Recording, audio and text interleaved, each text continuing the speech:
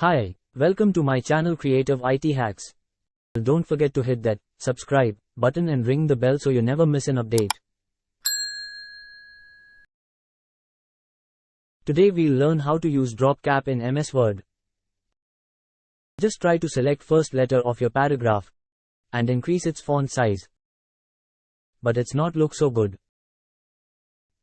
Let's undo with Ctrl+Z. For using dropcap, select first letter of your paragraph and go to Insert tab. In text area, just find dropcap and click on it. It shows us three options: none, dropped and in margin.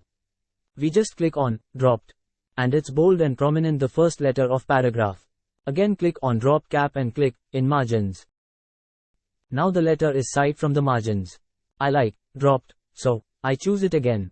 On the other hand, you never choose the first letter of your paragraph, it automatically apply dropcap on first letter of your selected paragraph.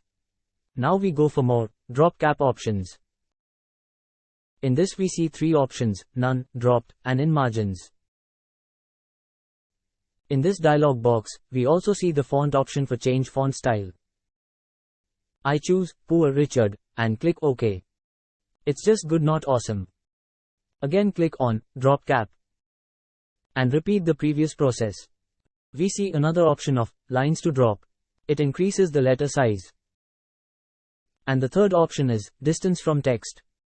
We choose how much distance we want and click OK. It looks OK.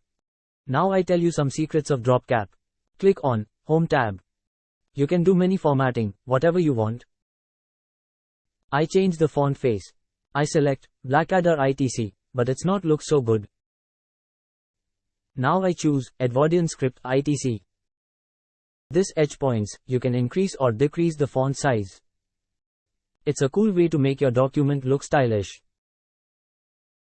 You can choose your favorite color and also use word art.